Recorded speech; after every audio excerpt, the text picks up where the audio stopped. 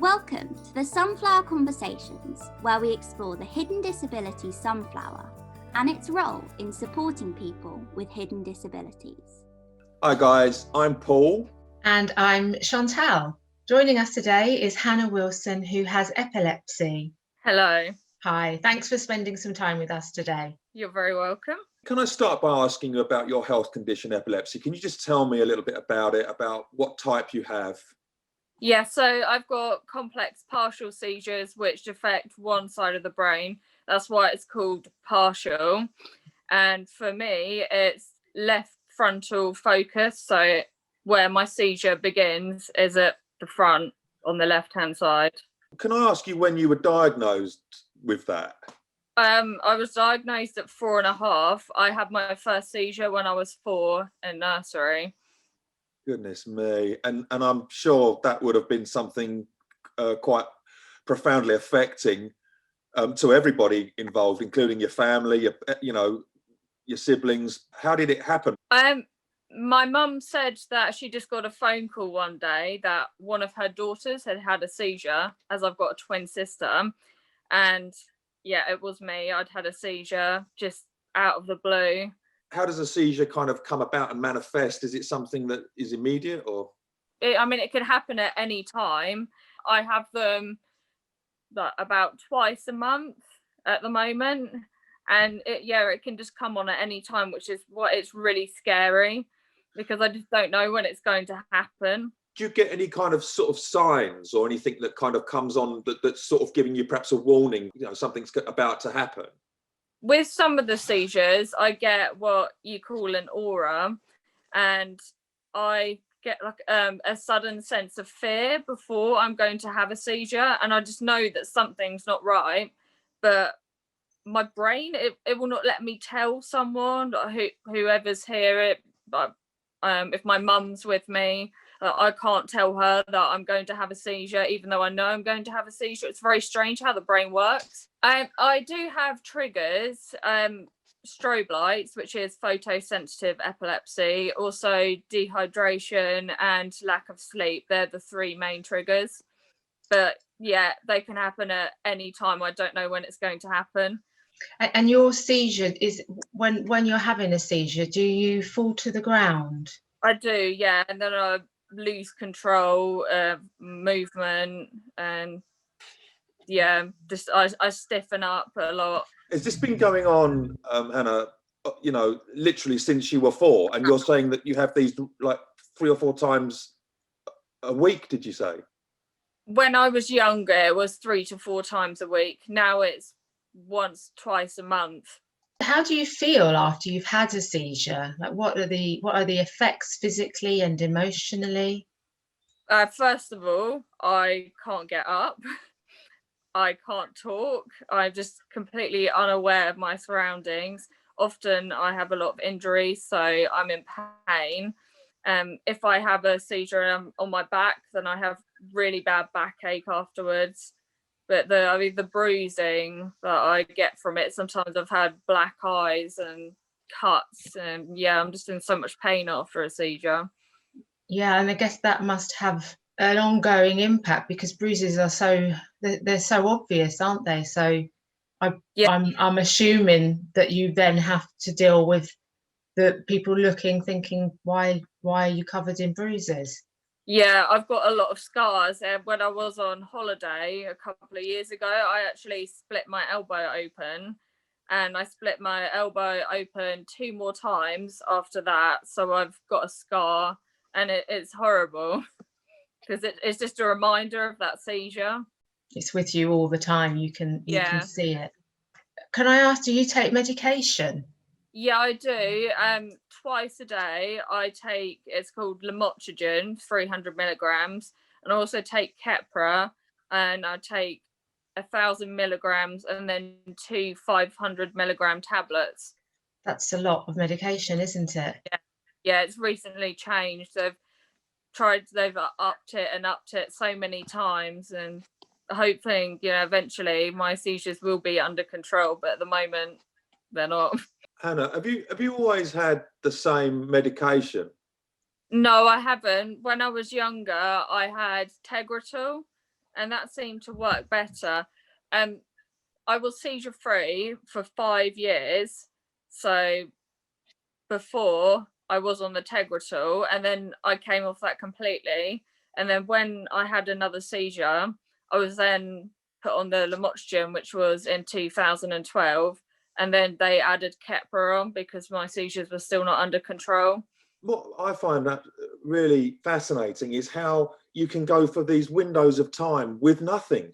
And it's almost as if you feel, I would imagine you'd feel like you're kind of, I don't know whether you live in fear all the time of something happening, like a seizure occurring, but if you've had 5 years of nothing, you'd be starting to think, am I okay? Yeah, I thought that maybe I'd grown out of it. The doctors always said that they thought there was a chance that I could grow out of it, because the younger you are when you get epilepsy, there is a higher chance that you'll grow out of it. So Yeah. we hoped that I would grow out of it, but turns out that I hadn't. Just seemed that nothing had triggered it within that 5 years. You know, how do you personally kind of deal with it? Does it affect you mentally? Does it affect you in a kind of way that affects you, your mood, or your does it give you anxiety? It does, yeah, anxiety. When I go out, I get really anxious that something's going to happen. I try to go out a little bit more each day. I mean, I have to walk to work anyway, Yeah. and so I'm trying to get out more on days off. But I do get anxious that when I'm out on my own, oh God, is something going to happen? If it does happen, nobody's around. I mean, clearly your family must, the fact that they've been supporting you now since you've had it from the age of 4, I would imagine there are kind of practices in place, or there are kind of methods that they must have when you do have a seizure. How have they adapted and changed to looking after you? Well, my mum, when I was younger, she had to quit her job and get a job with a closer employer that was more Yeah. understanding, as well as I was having 3-4 seizures a day at school, so she was having to come and collect me. And then there were certain shops that we couldn't go in either because of the lighting, and it seems that springtime would trigger my seizures more. You just said spring as a time of year almost. Yeah. Is that I wonder- smell related, or? And also summertime as well, I struggle with because of the heat. If I get too hot, then that can bring on a seizure as well. Right.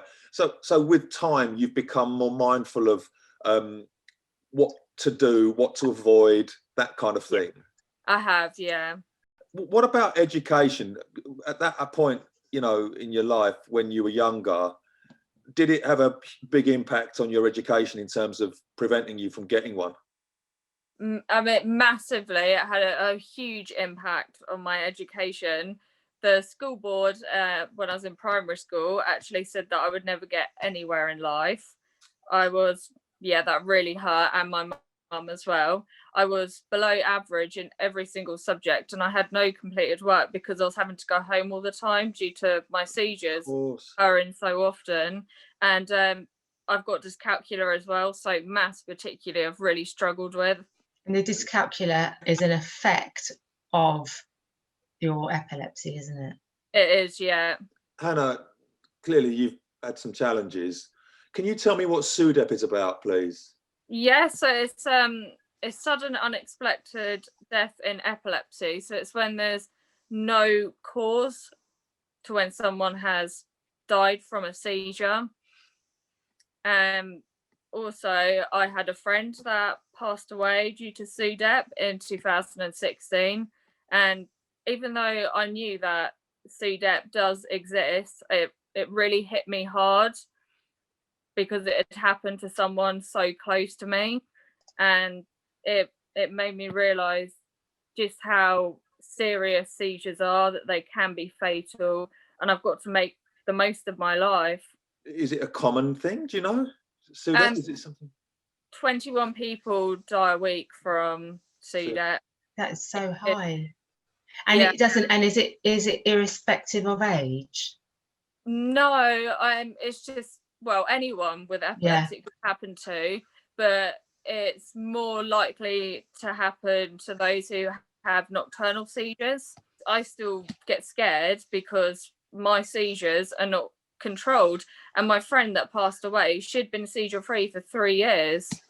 I'm so sorry to hear that. Yeah, I so mean, that that's is really, really sad. awful. Yeah, it was really hard because it was the only person that I had to talk to who really understood what I was going through, and then to find out that she'd passed away, and Yeah. she was a lovely person as well, and it's just awful. Cruel. It's cruel, isn't it? It's cruel.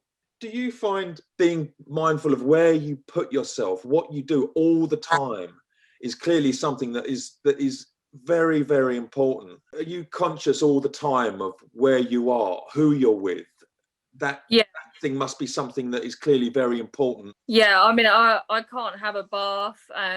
When I go to sleep, I sleep on my back, but of course in the middle of the night I will turn over. Yeah. But you know, again, like in relation to SUDEP, sleeping on my front, if I was to have a seizure, then there's a higher chance if I'm sleeping on my front, and you know, we're struggling to breathe as well. And so yeah, it's sleeping on my back, which isn't comfortable, but I'm trying to keep myself safe. But even with having a shower, I mean, I've fallen out of the shower so many times. What you're telling us, it affects every aspect of your life, doesn't it? Yeah. You know, and you mentioned about your dear friend who has died due to this. So what kind of, how does it affect relationships that you have been able to make, you know, in the past and now? Is that difficult for you, or is it easy? I mean, I haven't really come across anyone that is like, oh my gosh, I don't want to be friends with her because she's got epilepsy, apart from when I was younger, as I think a lot of people back then, they didn't understand and they were scared. But now whenever I tell anyone, they're absolutely fine about it. I mean, one of my friends, she's been around a lot when I've had seizures, and yeah, she's been amazing. In fact, that's probably why I haven't died sometimes, because she's been around to help me. And she told me that one time she found me on my back choking. Hannah, can I just jump in? Are you aware of anything when you're having a seizure? Can you get somebody's attention, or is it literally you are gone? Completely gone. Although sometimes I can hear, if I've got someone with me, I can hear them talking to me, which actually I really, really don't like, because I can't respond. And that's really quite scary, the fact that I can hear someone talking to me whilst I'm having a seizure. But most of the time I'm completely unaware. Do you have a job? Are you working? Yeah, I work at ASDA. I work the usual 5 times a week. I work later on in the day and into the evening because of getting up too early. That could trigger a seizure. And they're really good about it. I told them straight away in the interview, because I know that some people are scared to tell an employer, well, potential employer, because I think that maybe they will not take them on. But for me, I think it's really important, and I would encourage anybody to tell a potential employer. It's so important. And when I had my interview, they were like, right, thinking about where they can put me for my safety, and they've been so supportive. That's really great to hear that, because disability is such a barrier to employment, and I think whilst people are not having an open and honest conversations, it will continue to be that way. You know, we all have a responsibility to educate ourselves and how we can you know, make sure everybody is treated equally. So it's really, really heartening to hear that ASDA are, Absolutely, you know, are responding to, you know, what you need, and being flexible with your times so that you can, you know, it's really important to have if you know, to be able to work if you want to work, for independence and connection, and you know, so many things that come from work. Hannah, have you had a seizure at work? I have, when I worked at Costa It was Okay. back in 2017. I had a really bad seizure. I'd gone to clean one of the toilets because it was getting towards later on in the day, and I'd fallen over. I fell forwards onto hard flooring, and I cut my the top of my nose. And even though it's such a small cut, which I didn't realize at the top of the at that time, my face was covered in blood. And when I came around, I managed to pull myself up with the sink. And then when I looked in the mirror and I saw all of this blood, I was trying to wash it off, and it kept coming. And my hands as well, like the sink, was all covered in blood. And I managed to get myself out into the back of the staff room, and they called an ambulance straight away. But that was just so scary. Yeah. I bet. Does a seizure last long? Can you just tell me how long a seizure lasts for you typically, or is there a typical time? Usually about 30 seconds to a minute, but sometimes it's been up to 2 minutes. Does it seem like a long time? I'm sure it seems like a lot longer for you. Yeah, and just those 30 seconds or minute or 2 minutes, it can make so much of a difference to think that short amount of time, and then as a result I'm not able to walk or talk. And it's not just a seizure, like people think, oh, you know, that person had a seizure and now they're fine. I'm not. People aren't. It does take time. There is the recovery process as well. So once you've had your seizure, are you exhausted? What is the kind of fallout from that? I mean, it does get me really, really tired after. But I was going to say it, but often the seizures they happen at home rather than at work or outside. So I mean, you know, I'm at home anyway, and I will go to sleep afterwards. But wherever I am, I'll still, you know, end up injuring myself. It's an incredible condition. It really is, isn't it? I mean, the brain is what functions our whole body. Yeah. So, Absolutely. what do you think about the hidden disability sunflower, Hannah? Do you have any thoughts about that? I think it's really good. It really stands out, and people that have got a hidden disability, you see it and you think, oh yeah, that person, they have a disability. If you're aware, you know, of hidden disabilities. For me, I've seen a lot of people wearing the sunflower lanyard, and so I know that they've got a disability. And when they come into ASDA, then I'm aware of it. And yeah, I think it's really important for people who've got a hidden disability to wear the lanyard. And I think, yeah, it does really stand out. It's really good. Looking at you, there's absolutely no indication that you have a disability. I mean, I just would not know. So what we've been doing is we've been working with the Epilepsy Society to raise awareness of epilepsy and safety, calm, cushion, call. And what we've wanted to do, and why we've really enjoyed talking to you today, is to raise awareness that there are lots of different types of seizures. It affects people in different ways. I'm sure if we spoke to somebody else tomorrow, their story would be slightly, you know, different. You know, this campaign leading up to International Epilepsy Day is really, really important, and us being able to share your story with everybody will hopefully really make a big difference. Absolutely. How have you found daily life in general since the since this pandemic? It's been going on now for quite a while. Has it affected you, and how has it affected you? Because you know, it was a few months before I started working again from my previous job, so I was, you know, sitting at home, and I'd think about my seizures even more, and I would just have so many days where I'd feel really depressed, and the fact that it's really hard to get work, and also be, you know, with my epilepsy, trying to find a suitable job. So I think, yeah, because it's been so difficult to find work. It's very difficult, isn't it, for a lot of people at the moment. It really is a very challenging time, especially in that kind of mental health kind of way. It is, and also because I need supervision with my epilepsy. So not just having my mum, but also my friend, the one which has seen me have seizures quite a lot, she will help out sometimes during the week to make sure I'm okay. And what I do worry about is that, is she going to get stopped by the police wondering why she's out? And I've said to her, you know, if you do get stopped, just make sure you tell whoever that you've got a friend that does have a disability and needs supervision, because I really need someone. If my mum's at work, she can't be with me all the time. No, absolutely. Hannah, do you carry something with you all the time, so that if you do have a seizure, you've got something that people can look at and reference? I've got a medical band and it's got details on there. Okay, that is specific to your condition.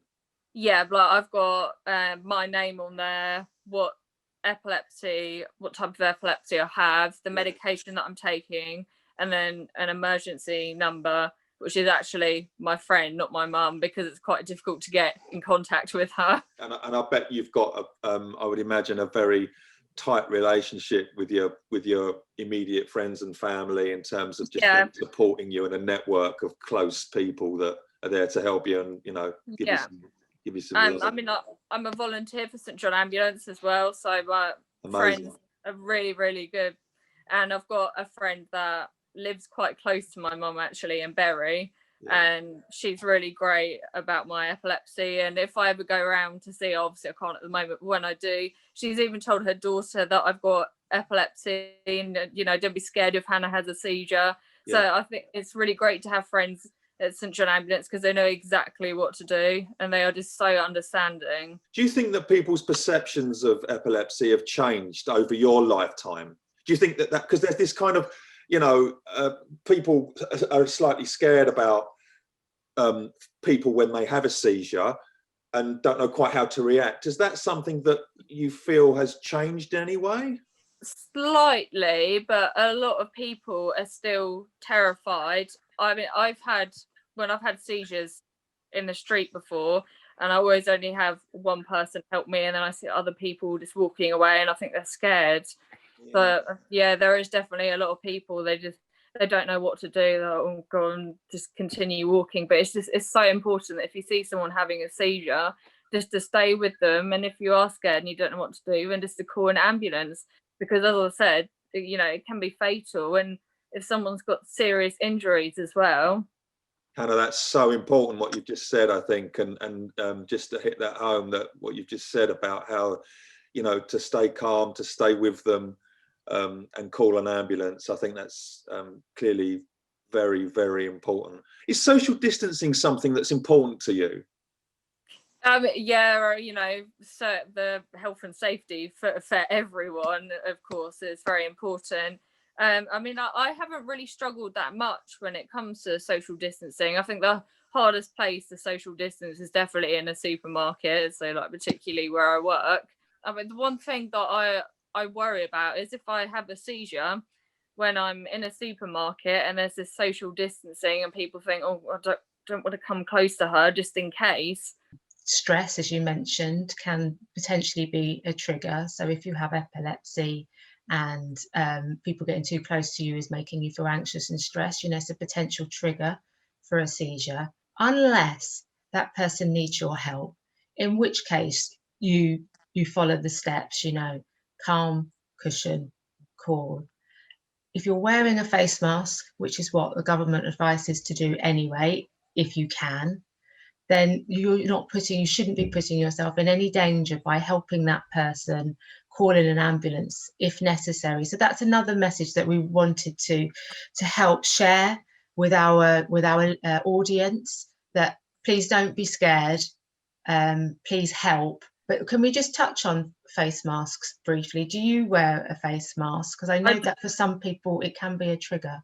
Yeah, I mean, when this first all started, I wasn't sure about whether to wear a face mask or not, but I do wear one, and I actually feel okay wearing one. You know, it's not nice having to wear a face mask. I don't think anyone likes to, but I have managed okay so far. But I know that if I do struggle at all, then I can be exempt from it. But at the moment, I'm okay with wearing a face mask. what would you really hope that comes out of this, sharing your story with everybody? I really hope that people will understand epilepsy more in the future and will become less scared.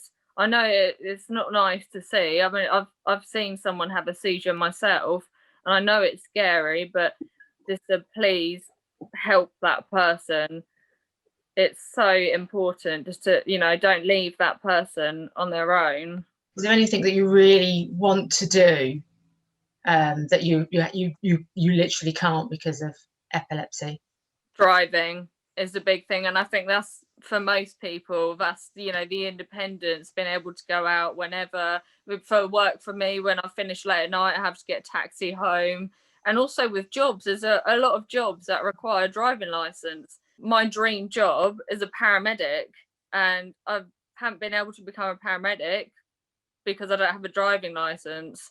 Oh, and one other thing, a lot of people sometimes think that it's funny when someone's having a seizure and they try to reenact it on social media. Like, there was something going on TikTok a few months ago, and people thought that it was funny, and there was a seizure thing that people were doing. And I think that's another really important message to people, is that it's not funny.